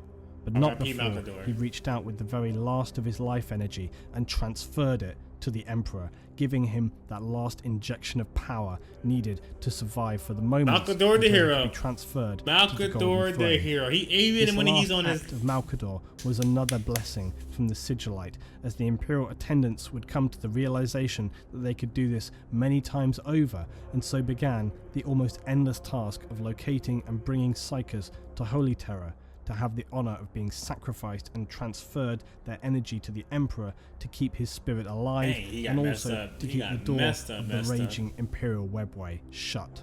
This last energy from Malcador would allow the Emperor to speak his final commands, to continue the fight to free humanity from the forces of chaos, as well as the ignorance that continued to assail it. At these final words he would be silent, his body now entombed within the mechanisms of the Golden Throne. His body shattered, but his spirit remaining forever strong. He would command the Imperium through his psychic hints and emanations, interpreted and carried out by the High Lords of Terror.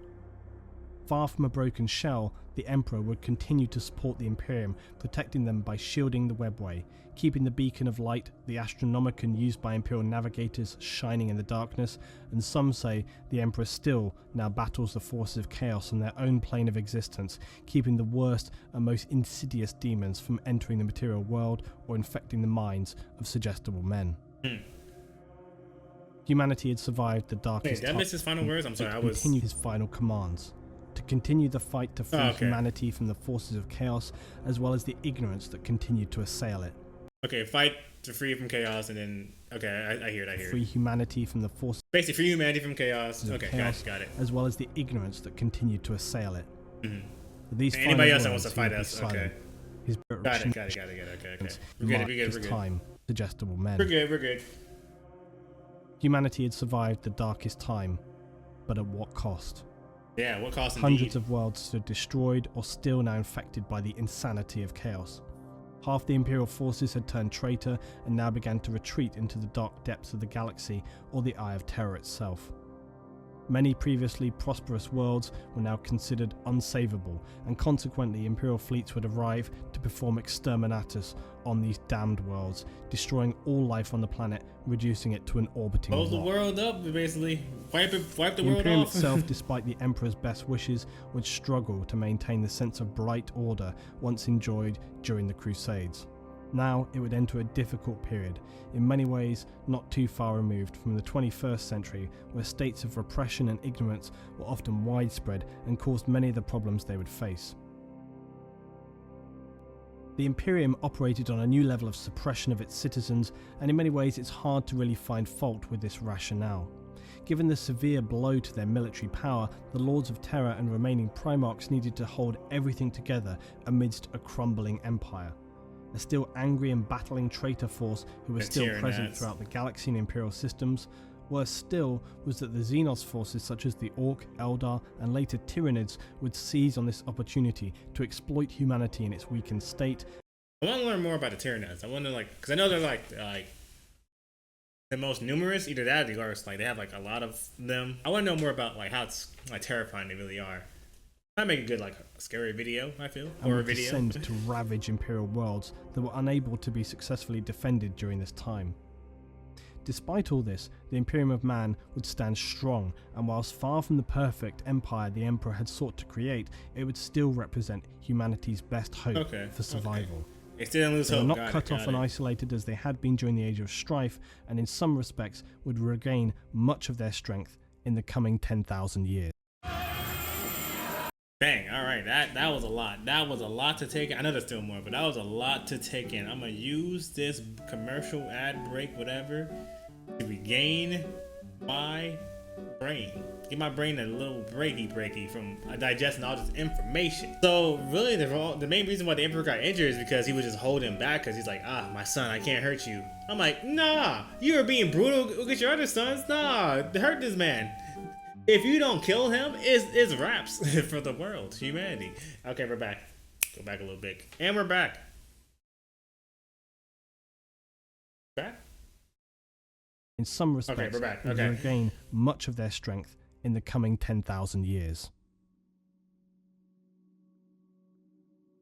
Great stir and reformation. Okay.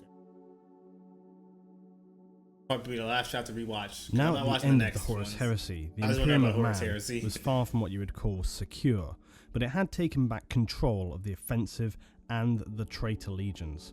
These were now fleeing with gathering haste from the territories of mankind. The primary source of strength for the Imperium now lay with the Ultramarines Legion. They were in a relatively unique position of having unintentionally suffered very little damage from the heresy, being ordered to a posting far from the activities of Horus. Yeah, because they were really far away. Yeah, that fleet. makes sense. Arriving too late to have any real impact on the final battles of Terror, Rowboat Guilliman found to his horror and frustration that the Emperor had already been wounded beyond repair and uncountable swathes of Marines killed in defense of the Imperial palaces. The Loyalist legions had suffered immense casualties, be it on Isfahan, Terror, or any of the myriad engagements between, and that is to speak nothing of the appalling losses suffered by the millions of Imperial Guard and Mechanicum, in addition to the many worlds that were totally lost or also destroyed at this point. One saving grace for the Imperium was that the Ultramarines had been excluded from the campaign due to their significantly larger size than most other legions. Horus feared the Ultramarines especially, as they were some of the most tactically able, most uncorruptible, and most importantly, their overwhelming weight of numbers. Many legions in the time of the Crusade recruited from the territories that they marshalled.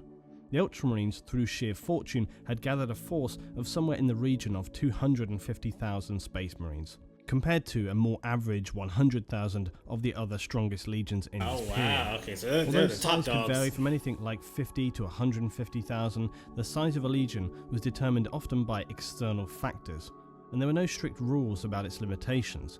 It was more a case of the number of incoming new recruits, the inevitable battle losses, the availability of potential recruits, and the administrative skills of the Primarch and his officers. Guilliman was a great organiser and always pragmatic in his approach. Also, by coincidence, the system in which the Ultramarines were situated happened to have an especially plentiful supply of suitable new recruits, who were excellent stock for genetic adaptation into Astartes. The size of the Ultramarines was particularly important at this time, as the traitor legions had themselves suffered massive losses and were now without their primary leader, Horus. Disorganised, fearful, and in some cases overcome with guilt and regret. This disorganisation enabled Guilliman to capitalise on the situation. spreading his Ultramarine force far and wide across the Imperium, enabling the other loyalist legions to consolidate their forces and in some cases restock from any new recruits who were already in the program of conversion to full starters. Nice. They were speeded through their training. The traitors, on the other hand, had little opportunity for this, as the Ultramarines would block any attempt they would make to try and secure supplies or new recruits for their damage. Like, hey, what you doing, huh? Nah, y'all not getting nothing. Y'all ain't getting nothing over here. The Ultramarines like, you know, y'all don't get a chance to feel regret. Y'all over here taking out cities, other planets, wiping them out because of your cause that you found because of Horus. Nah, y'all get no regret. Y'all feel no sympathy for you guys, you traitors. Legions. Not to mention being continually harassed and assaulted by the Black Guard Death Watch, fighting now with renewed vigor. Some sought supreme vengeance for, as they saw it, the destruction of their once proud legions, I'd do the same thing. Moreover, the beloved Emperor himself. They wasted no time in immediately executing any corrupted traitors. We don't talk no more. In crushing human cultists where they sprang forth. The newly established Inquisition at the command of the Emperor prior to his battle with Horus enabled the Imperium to have a fully established force to keep a watchful eye over any signs of taint of chaos with the same caution and paranoia that the Interrex civilization had approached it with many years during the negotiations of Horus and the Lunar Wolves. Gotcha. This Inquisition would later be supported by the Grey Knights. The Grey Knights are a highly secretive wing of the Imperial Space Marine forces dedicated to the sole task of locating and eliminating the taint of dark corruption and battling the Imperium's most lethal and foul enemies. This period now would become known as the Great Scouring, and the Ultramarines, along with the other recovering loyalist legions, would carry out the Emperor's last passing words to the letter. Although many traitor marines fled in disarray, it became apparent in the years to come that some had established defensive bastions on distant worlds. It would take decades to cause enough damage to the legions of the Night Lords, the Alpha Legion and the Iron Warriors before they too would retreat to the abhorrent safety of the Eye of Terror. After this period of cleansing, the Imperium needed to take stock of its situation and plan for the future. This period would be referred to as the Reformation. Okay, makes sense. The Dark Forces had for the most part been vanquished, but the problem facing the Loyalists now was how to proceed. A plan was required before they could attend the task at hand, namely rebuilding, expanding and protecting the Imperial Empire. Roboute had firmly taken a leading command in these matters, and it would be he who provided the blueprints for the Imperial forces for the next 10 millennia. As Roboute saw it, the main cause of the heresy was less emotional than some of his brothers would have you believe.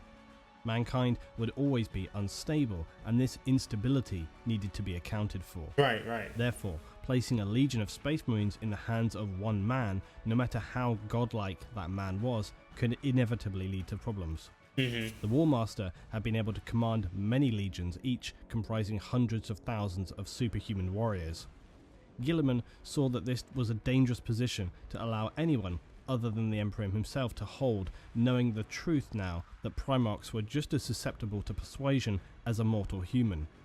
Yeah, because if your Primarch gets corrupted, all the 100,000 people that you control, they might get corrupted too, a little bit. There's a chance. Not all of them, but to allow the existing structure of the Astartes legions to continue. Guilliman would now separate the establishments of the Imperial military, creating and encouraging rivalries between them. In so doing, he hoped this would mean that they were less likely to be persuaded by one another should heresy occur again, and make it far more difficult for any one section to mobilize and carry out a significant campaign before it could be crushed. Prior to the end of the heresy, the Imperium had been overseen by the Council of Terror. Right. These individuals managed the day-to-day running of the Imperium, but had been resented by the Primarchs for being mere mortals, as they were refused from partaking in these activities themselves. Which I understand why as the Emperor had upset. instructed Malcador to find a new group of highly trusted, loyal and mentally strong individuals, some of these figures would now replace the Council of Terror to take their place as the High Lords of Terror. These figures would rule the Empire of Man for the many thousand of years to come. Okay. The High Lords would use the psychic whispers of the Emperor and interpret these to carry out his will and organize and manage the Imperium. The most significant change was also the most obvious. The Space Marine legions had clearly caused the majority of the damage, and it was their immense size that was the root of the problem. And so Reboot Guilliman would enact the second founding of the Space Marines. 7 years after the death of Horus and the final traitors had largely fled from the systems of the Imperium, the remaining loyalist legions would now be divided up from their hundreds of thousands of Marines into smaller 1,000 men strong chapters. Makes sense. The Legiones Astartes would now be known as the Adeptus Astartes. There it is. I remember that. It was not a universally agreed plan, though. Rogor Dorn and Leman Russ would object strongly to their beloved legions being essentially disbanded. But Khan and Korex of the White Scars and Raven Guard would side with Guilliman. Nice. The newly appointed High Lords of Terror also concurred with Guilliman that it was necessary to change to the system, and so this resolution would pass. I would do the same too. Guilliman would also, in addition to these overall organisational changes, implement a new code of conduct for the Space Marines to follow, his fabled Codex Astartes. This laid out the rules and guidelines on proper organisation, tactics, and order of battle for a Space Marine chapter. Okay. It also laid down strict rules to avoid the dangerous orders that came to pass during the heresy, such as the Divinian Lodge practice, which Horus enabled, and subsequently would lay the seeds of betrayal within the legions. It's like a little secret meeting up, like, hey, whisper. Okay. Needless to say, this is strictly illegal within the modern Astartes chapters. The Codex, for many other chapters of Marines, was a helpful guide on structure and practice, but for the Ultramarines, it represented the gospel word as laid down by their Primarch, and it would soon become a sacred tome for the Ultramarines, who would follow it as a strict and almost fanatical code by which they live their lives, as would the many sibling chapters who were created from the vast wealth of manpower that the Ultramarines and their superior gene seed would provide. Despite Guilliman's pride in his codex, some chapters like the Blood Angels, Dark Angels and Space Wolves adopted the codex's guidelines only in part as a sign of their continuing disagreement with the choices being made. Okay, they chose certain. Okay. And additionally, perhaps the fact that Guilliman was allowed to parts. dictate the future structure of the Astartes when he had played very little actual role in the defense of Terra during the heresy. That is true, that is fair. Putting their grievances aside though, it was clear to any looking in objectively that no other Primarch than Guilliman was better suited to this task. That is also true. The Emperor's vision of a human civilization free from superstitious cults and irrational plans was far from successful. For all the amazing achievements of the Emperor, he would be ultimately defeated not by a supremely powerful alien race or a godlike demon from the warp. Instead, he was defeated by the simple fact that mankind was fundamentally flawed. And how tragic that despite the Emperor having learned so much from his thousands of years observing humanity, this was not enough to prevent it retracing its fatal errors time and time again. That's humans. The age of the Imperium is now one of bureaucracy, of tyrants and unreason, an era of slow growth and repression. Humanity has frustratingly regressed back into religious beliefs while the Emperor sits immobile, unable to guide and enact his true will. The Emperor probably like sitting there just like, damn, not what I wanted. This is not what I wanted at all. I can't do nothing. Like, here, I got one arm. Damn. F it. His thoughts we can only glimpse at and are largely unknown. The immortal super being, whose remaining psychic power still extends over 1 million worlds, is now a ruined husk. His mortal body, to all definitions, destroyed. Although the Imperium had succeeded in preventing total annihilation from the forces of Horus and the Warp and Chaos, the cost of that conflict was unquantifiable. The ultimate loss was not that of life or territory, but the failure to establish the secular and stable empire the Emperor had hoped to create. That's his main goal. It's another chapter. Okay. All you had to do was listen. This is basically all miscommunication, really. That's what happened. All about miscommunication led to everything ending.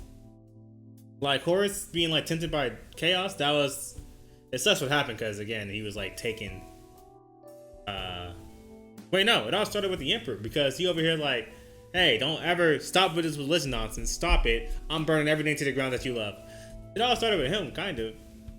And he did make it worse when he said, yeah, punish the 1,000 Sons, I think they were called, because they over here try to start. No, what? It was an accident. It was a very bad accident with What was his name? Crap, I forgot his name. Dang it, I forgot his name.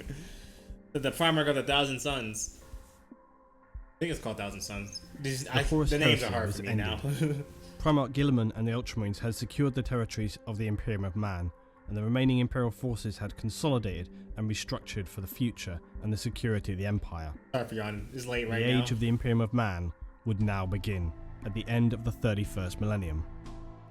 The light and hope of the glorious Crusade era was now gone forever. Without the Emperor to lead humanity directly, the immeasurable threats to the galaxy presented to human life led the High Lords of Terror to create an imperial administration that was increasingly authoritarian, highly bureaucratic and generally dismissive and uncaring towards individual human lives as long as its structure and authority was maintained. Religion also would begin to resurge as an important tool of social control. The Emperor's preferred original rationalist truth was sidelined by the growing imperial cult, believing, as once the Wordbearers Legion had, that the Emperor was a divine being and the saviour of mankind. Only the latter would be an accurate statement. For many people, this point in time would be the end of our story. But there's more. Despite things seeming more stable now, this would not last. An extreme and horrific attack would now come barely 500 years after the inception of the High Lords of Terror by the Officio Assassinorum. This was the highly secretive and... Yes, I remember talking about them, hearing them. Which one? I think it's either this one or this one of these two is like they're like really messed up. Like they gotta like take drugs or something to like calm the nerves down. I don't remember. I can't remember. It's one of these two. Because I remember they had like this little skeleton mask or armor thing. Lethal assassins wing of the Imperial forces. On the orders of the Grand Master of Assassins, the High Lords were slain to a single man. I'm sorry, what is the highly secretive and lethal assassins wing of the Imperial forces. On the orders of the Grand Master of Assassins, the High Lords were slain to a single man. A retribution force of Space Marines was dispatched to the Assassin's Temple, and despite suffering near total casualties, they were able to complete their objective and kill the Grand Master of the Assassin's Order. The Imperium would now descend into near anarchy for a period of years while a new High Council was screened and established. Why did they do that? Why did they kill the High Lords? On the fates of the remaining Primarchs.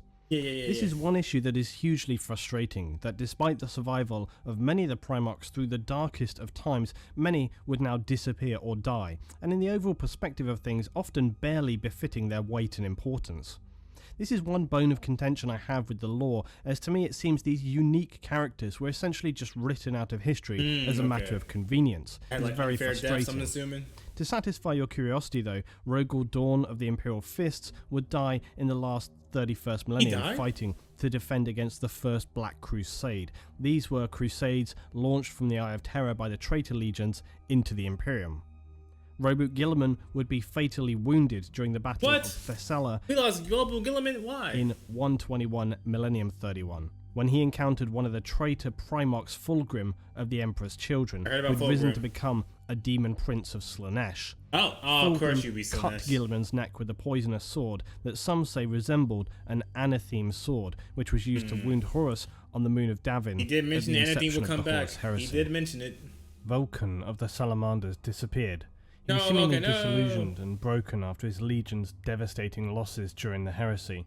He vowed to return in the end times. However, he would appear some 1500 years later where he would defend the Imperial world Caldera against an Orc invasion. He would then return to Holy Terror and berate the High Lords of Terror for their petty squabblings. Vulcan would restate his return was only temporary and he was destined to appear in another time. He would later be recorded as killed battling an Orc warboss. The Salamanders though still hunt for him, believing he will return to them should they acquire the 9 artifacts of Vulcan. Jagate Khan of the White Scars disappeared through a Dark Eldar warp portal whilst he was pursuing those savage Xenos after a raid on the White Scars homeworld. Rumours that he was captured whilst lost in the twisting paths of the Dark Eldar section of the Webway. Lionel Johnson of the Dark Angels returned to his homeworld of Caliban to find it in ruins and some of his marines tainted by chaos. Whilst battling them, the Dark Chaos Gods unleashed a massive warp storm upon the planet, consuming the majority of structures save the Dark Angel's own fortress. But when the storms abated, the Lion was nowhere to be found. Okay, The Dark Angels hold amongst their number many rumours about where he is and how one day return to them.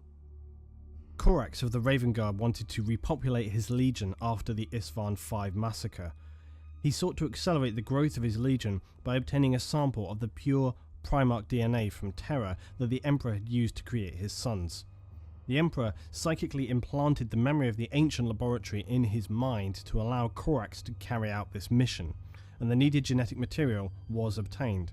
Now though, infiltrators within the Raven Guard from the chaos-tainted Alpha Legion used a demonic essence to corrupt this pure Primarch DNA sample, You corrupted the causing oh, wow. many newly created Raven Guard to become distorted, abhorrent mutants. Oh, Corax would okay. become so ashamed, guilt-stricken and disillusioned with himself that he isolated himself away for a whole year, begging the Emperor's spirit for forgiveness. You didn't know that was going to He happen. would ultimately It's not your fly fault. alone straight into the Eye of Terror to wreak revenge on the traitors. Lehman Okay, Russell. I heard one guy, one farmer was like, yeah, I'm just out here for revenge. I'm going out for revenge. It was him. Good to know. Space Wolves is one of the Primarchs who seek revenge on the traitors.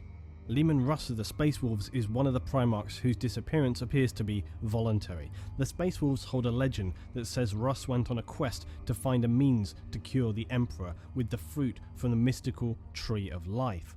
Okay. But the truth is likely to be far more complex. Others have said that Russ travelled into the Eye of Terror to lead his lost 13th Company against Magnus the Red and the Thousand Sons Traitor Legion. Still, other legends hold that Russ was dying and that he shall return to when the Imperium most needs him, the period called the Wolf Time, to lead the Wolves of Fenris once more.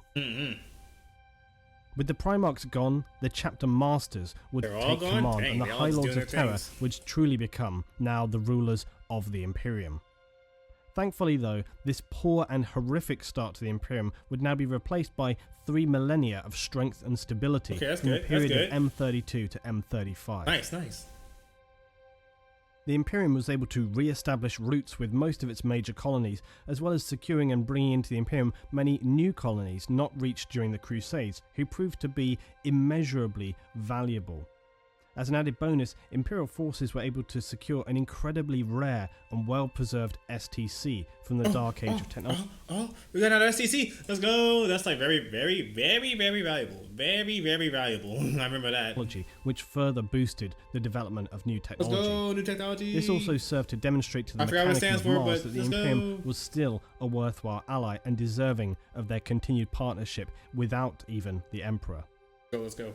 Despite the carnage and appalling threats occurring in the universe, a great many worlds within the Imperium see none of this in their lifetime. Oh, cool. And some worlds have the good fortune to actually live in relative peace. Put me on In that fact, world many with the Imperial beast. systems actually have very Put me little there. interaction with the structure or forces of the Imperium. Yeah, this For many place. citizens, Put me the here. prospect of actually seeing a fabled space marine of the Imperium, these semi-godlike figures, is a lifelong dream, and one that Not very my few dream. people I'm good. actually I'm get to scared now. experience. The Space Marines are not posted to all planets. There are I feel like if I see a space marine, that means something bad's about to happen in the future. simply just too few of It's them like now bad for this luck. to be feasible. Instead, they maintain a presence on the most threatened or precarious of systems, defending the Imperium against the worst Xenos concentrations or assisting the Inquisition to seek out and destroy any signs of corruption. They also continue the search for the STCs, the holy grails of the Imperium, relics of immeasurable value. The safety of the Imperium is maintained through fact-finding missions and reports from psychers across light years of space. The Adeptus Administratum maintain a highest level of information possible so that all Imperial forces can focus their diminished resources on the most likely locations at risk. Frustratingly though, and almost unbelievably, the Imperium would now sanction religion, as many Imperial cults had risen, dedicating to the worship of the Emperor as the god of mankind. The majority of these would become unified into a centralized religious body known as the Ecclesiarchy. This Okay. powerful church gained momentum until the 32nd millennium, where it became the official state religion of the Imperium and the title of Adeptus Ministorum. Centuries later, Praise the Ecclesiarch Emperor! Pharaoh II receives a seat amongst the High Lords of Terror, and after 300 standard years, the seat reserved for the Ecclesiarch is made a permanent addition to the ranks of the High Lords of Terror. Yeah. Given that the Lords are meant to infer the Emperor's psychic whispers and wishes, these actions make you question how little they are actually able to communicate with the Emperor, or perhaps how much they choose to ignore, given the fact that the Emperor flew into a near rage when he discovered the actions of the word bearers during the Great Crusade. Yeah, he's like, I don't want this freaking priest to be part of this. I don't want to be bruised as a god. He's probably swearing. Emperor probably swearing a storm, whispering a storm of swear words. But they're like, what you say, Emperor? We didn't catch that. You said you're down with the religion thing? You say you're down with it now? Oh, cool. We're good to go, guys. We're good to go. Crusade. Should the Emperor ever return to the Imperium reincarnated, which is crazy. entirely feasible, those pledged to any Imperial religion or who took a hand in its establishment would be wise to expect a harsh judgment from the Emperor, who despised all forms of religion and saw it as nothing but a problem for the advancement of humanity. The Imperium of Man would stand until its current date of the 41st millennium, and despite its often counterproductive bureaucracy, it continues to function and maintain a strong fighting force within the galaxy. Member worlds generally govern themselves as long as they recognise the authority of the Emperor and his appropriate civil servants and support the state religion, the Imperial cult, which places the Emperor as the divine being, the true god of mankind. Every world of the Imperium pays also the Imperial taxes levied on them, but not in monetary form. They pay in men and materials, known as the Imperial tithe. The Imperial tithe supports the overall economy of the Imperium by redistributing resources where needed, supporting one region by drawing resources from more peaceful sectors. The Imperium promotes the development of a neo-feudal political system, which the High Lords of Terror and the Inquisition have decided to be the most stable form of human government. This essentially means that a ruling class or powerful family oversee the needs of the planet. This intense need for political stability and the growing military demands upon the Imperial system have created a repressive state, and the belief in the Divine Emperor has only reduced scientific progress to a minimum. Dang. Ancient technology from the Unification Wars and Crusades, or even the Dark Age of technology, are merely maintained and are rarely pushed forward. Oh, they're just this maintaining it? stagnation Oh, wow. has led to many to describe this period leading on from the dawn of the 40th millennium as the time of ending for mankind. It must be said, though, that with the admittedly often repressive and regularly harsh regime of the Imperium, the protection it provides, mankind as a whole would have been consumed by the seemingly endless dangers that threaten it. Without the Emperor, there would be no Imperium of Man, and without the Imperium and mankind's faith in the Emperor, the human race would have surely become extinct long ago. Still, despite all of this, you could in many ways argue that even with all the flaws and failings, the Emperor had achieved most of the goals he had set in order to make mankind a stable and powerful force within the galaxy. Kinda, yeah. Or did he? At first glance, the forging of the Imperium of Man and the Imperial truth during the Great Crusade seems to be a great contradiction. If the Emperor, who had lived for many thousands of years and who, due to his own extreme psychic power, knew intimately the realm of the warp and the creatures therein, why would he propagate a system designed to only support rationalism and science? It seems feasible to speculate that the Emperor had plans that reached far beyond the Crusades and the creation of the Imperium, and that these had barely even begun to pass. In that sense, the Imperium and the Legiones Astartes was a catastrophic failure. We can speculate that the Emperor's overall goal was the total destruction of the Chaos Gods and those dark forces that would threaten mankind. Whoa. The Emperor had fair reason to turn humanity to a secular society, having witnessed many times over the will of men transforming a faith based on the tenets of loving your fellow man and respect for one another into bloody creeds of appalling violence, repression, murder, and wholesale genocide. These actions, as with the Eldar, would actually strengthen the Chaos Gods.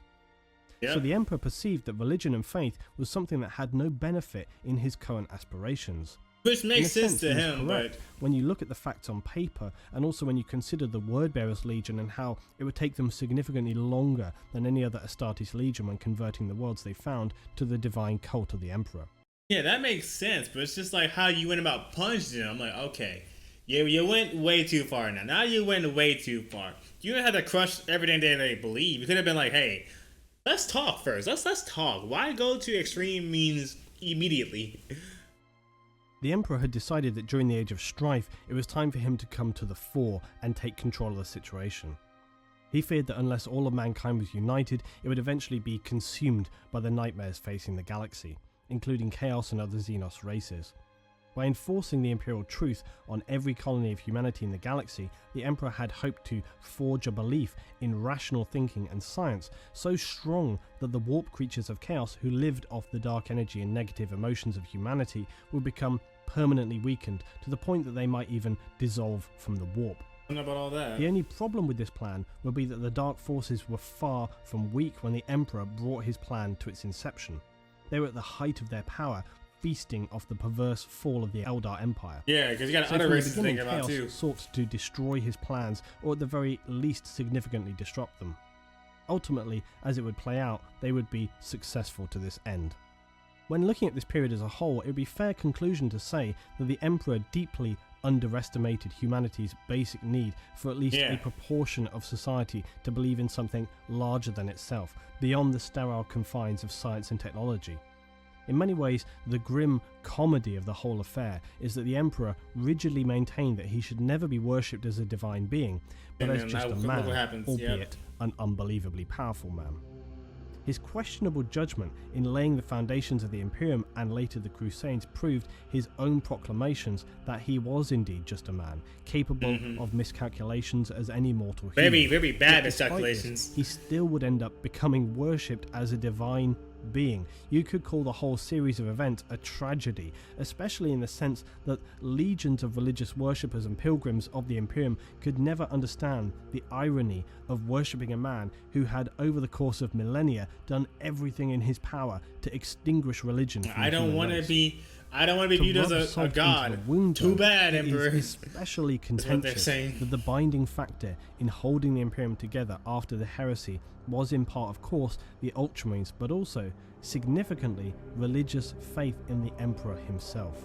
Added to this, though, humanity's religious faith in the godlike Emperor would actually empower his psychic form in the warp and enable him to combat chaos on their own plane, as well as continuing to guide and protect humanity in the material world through the Astronomicon and his ever-guiding light. Which all seems ultimately ironic that for all of the Emperor's efforts to destroy organized religion, it would ultimately become his saving grace.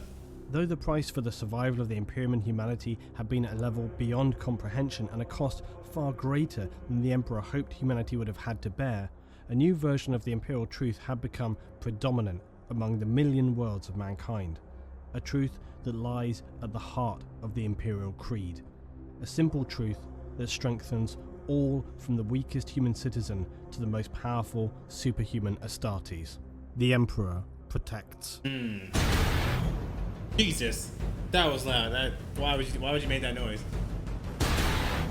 Okay, well, and with that, we are done with the review of the Emperor of Man. I know there's more, but for me, we're done. We are now done. I want to learn about all the stuff leading up to Horus Heresy and the Horus Heresy itself. I am now satisfied. Now I'm gonna lower this down.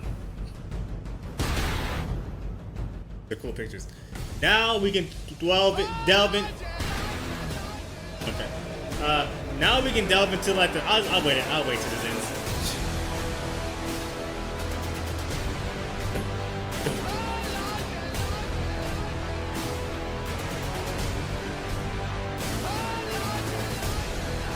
They're fighting each other. Ugh.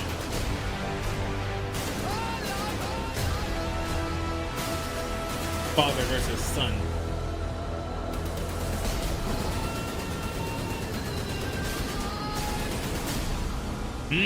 That's a good one to end off on. That's a good one to end off on.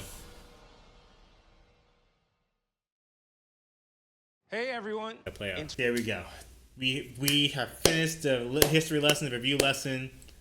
We're here. I am here. We are here together. Like I was trying to say before, now we can delve into like the other stuff in Warhammer, all the fun, wacky stuff, crazy, insane, scary stuff. I really want to know or relearn about these events. And now I'm good. Now I know. Now it's trying to figure out what we should look at next. Like what video should we look at next for Warhammer? Because at this point, I'm ready to go in any different directions. Because I know I still have a list of the videos you guys recommend I should watch, and that my friend sent me too.